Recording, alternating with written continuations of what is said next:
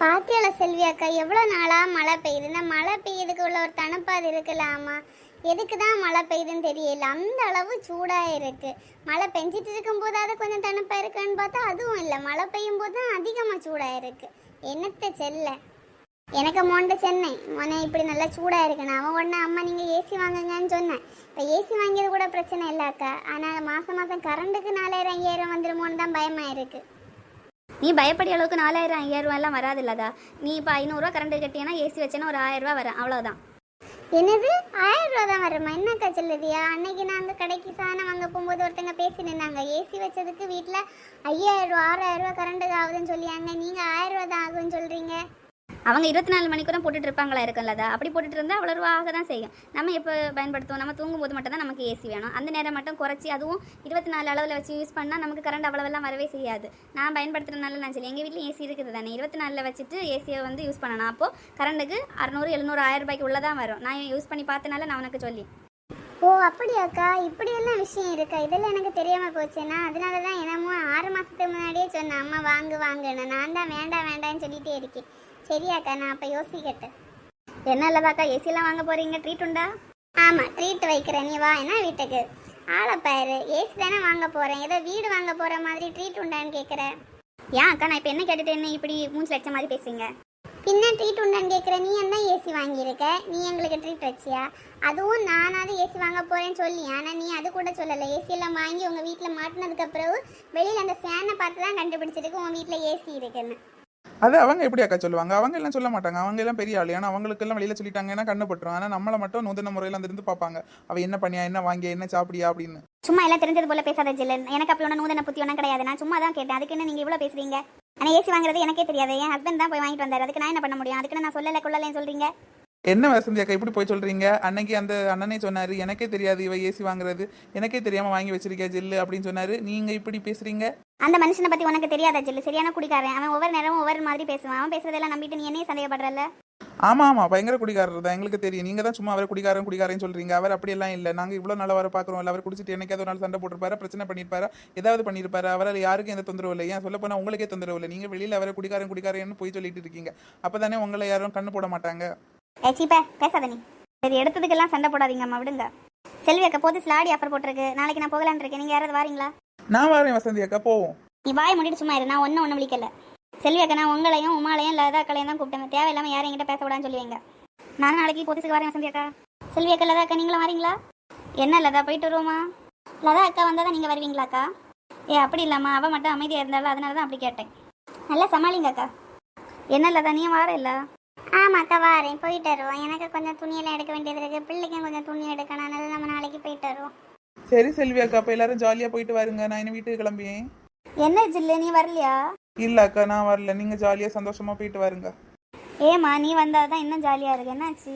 நான் வந்தாதான் வசந்தி அக்காளுக்கு பிடிக்கல, அதனால நீங்க போயிட்டு வருங்க. என்னால அவங்க சந்தோஷம் கெட்டு போக வேண்டாம். ஆமா, இவ ரொம்ப நடிப்பா. செல்வி அக்கா, நான் யாரையும் வர வேண்டாம்னு ஒண்ணுமே நான் சொல்லலாக்கா. யார் வேணாலும் வருங்க, ஆனா என்கிட்ட அவ பேசக்கூடாது, அவ்வளவுதான்.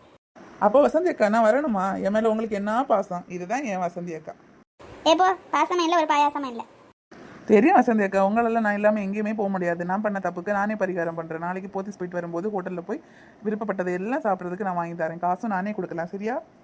அப்படியா ஜில்லு, ஜாலி ஜாலி ஜாலி.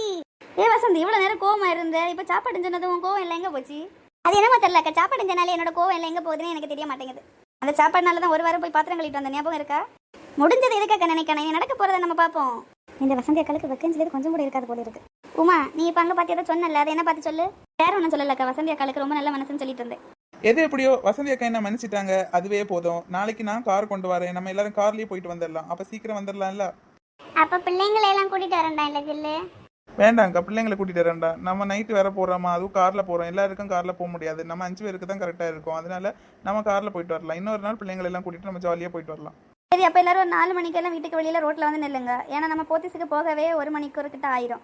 அதுக்கப்புறம் சாப்பிட்டு திருப்பி வீட்டு வரதுக்குள்ள நல்ல லேட் ஆயிரும். அதனால எல்லாரும் கரெக்டாக 4 மணிக்கு வந்துடுங்க, சரியா? ஓகே செல்வி அக்கா. சரி அக்கா, நான் அப்போ கிளம்பிய மாடெல்லாம் ஒத்துக்கட்டானா? சரி லதா, போயிட்டு வா. சரி, நாங்கள் 2 பேரும் அப்படியே கிளம்புறோம். சரிம்மா. என்ன இந்த லதா அக்காளை இன்னும் காணல? ஜில்லு ஃபோன் பண்ணு. ஒரு இடத்துக்கு போனேன்னா கரெக்ட் டைமுக்கு வரவே மாட்டாங்க. சரி வரட்டும் வசந்தி அக்கா. உங்களை போல அவங்க என்ன சும்மாவா இருக்காங்க? நான் சும்மா இருக்கிறத நீ பாத்தியோ? இதான் உன் கூட நான் பேசாமலே இருந்தது. சே ஏம்மா சும்மா இருங்க அம்மா, திரும்ப சண்டை போடாதீங்க. பின்ன என்னக்கா, அவள் தெரிஞ்ச போல எல்லாம் சொல்லியா? நான் இவ்வளோ நேரம் தூங்கியிருக்கேன் தெரியுமா, எழும்பவே முடியல, உடம்பெல்லாம் அவ்வளோ வலி. பின்ன சாப்பாடு கிடைக்கணும் தான் வந்தேன், என்ன போய் சும்மா இருக்கேன்னு சொல்லியா? பாத்தீங்களாக்கா இந்த ரோஸ் ஆண்டிக்கு கொழுப்ப, இதுக்கு போய் சப்போர்ட்டுக்கு வரீங்க பாருங்க. ஏம்மா போங்கம்மா, நீங்களும் உங்கள் சண்டை, நான் பேசாமல் இருக்கேன், அதான் எனக்கு நல்லது.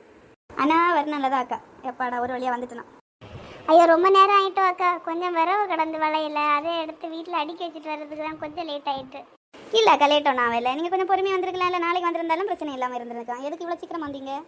என்ன வசந்தி கோவமா இருக்கியோ? சரி சரி, அப்படிலாம் இல்லைக்கா, கோவம் இல்லை சும்மா தான். சரி கிளம்புவோமா இப்போ? ஜில்லு போய் வண்டி எடுத்துகிட்டு வா.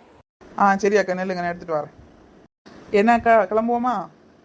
கிளம்பலாம் ஜில்லு, கொஞ்சம் நல்லா ஸ்பீடாக போ சரியா, ஏற்கனவே நல்லா லேட் ஆயிடுச்சு, அதனால கொஞ்சம் ஸ்பீடாக போ. அம்மா ரொம்ப எல்லாம் ஸ்பீடாக போண்டா அம்மா, கொஞ்சம் பொறுமையாக போனாலே போதும், லேட்டாக வந்தாலும் பிரச்சனை கிடையாது.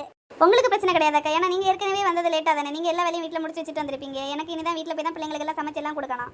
நீ பாத்தியாம்மா, நான் வீட்டில எல்லாம் சமைச்சு வச்சுட்டு வந்தேன். நான் என்னோட வரவை மட்டும்தாம்மா எடுத்து போட்டுட்டு வந்தேன். பிள்ளைங்களுக்கும் ராத்திரி வெளியே வாங்கிட்டு வரலான்னு நான் முடிவு பண்ணியிருந்தேன், அதனால தான் கொஞ்சம் பொறுமையாட்டே வந்தேன். ஆஹா, இது நல்ல ஐடியாவா இருக்கு. அப்போ ஜில்லு, என்னோட குழந்தைகளுக்கு நீ சாப்பாடு வாங்கி தருவியா? குழந்தைங்களுக்கு மட்டும் இல்லக்கா, உங்க வீட்டுக்காரருக்கு நான் சேர்த்தே வாங்கி தரேன். ஆனா ஒரே ஒரு பிரச்சனை, பரவாயில்லையா? என்ன பிரச்சனை ஜில்லு, சொல்லு. பரவாயில்ல, நீ எனக்கு சாப்பாடு வாங்கி தரேன்னு சொல்றது எனக்கு பெரிய சந்தோஷம். என்ன பிரச்சனை இருந்தாலும் நான் அதை ஏற்றுக்கலாம். அன்னைக்கு ஒரு வாரம் தான் பாத்திரம் கழுவ விட்டேன், இந்த வாட்டி 1 மாசம் பாத்திரம் கழுவ வேண்டியது வரும், பரவாயில்லையா? என்ன வசந்தி அக்கா, சத்தத்தையே காணல, வாயை பழந்துட்டு நிக்கிறீங்க, என்னாச்சு? இளைய தளபதி விஜய் சாரோட ஆச்சு. எல்லாரும் சிரிச்சது போதும், கொஞ்சம் வாயை மூடுங்க. சரி சரி, சண்டை போடாதீங்கம்மா. நம்ம ஒரு இடத்துக்கு ஜாலியா போடலான்னு வந்திருக்கிறோம், எதுக்கு தேவையில்லாம இப்படி சண்டை போட்டுட்டு இருக்கணும்? வசந்தி அக்கா மூஞ்சி அப்படி வைக்காதீங்க, பார்க்க சகிக்கல. பாப்பறேன், இங்க எல்லாம் ஒன்றும் இல்லை, அவனை நம்பி வந்தேன் பாரு.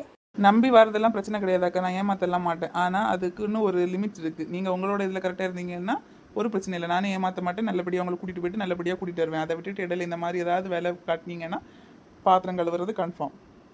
உண்டெல்லாம் மனுஷன் பேசுவானா?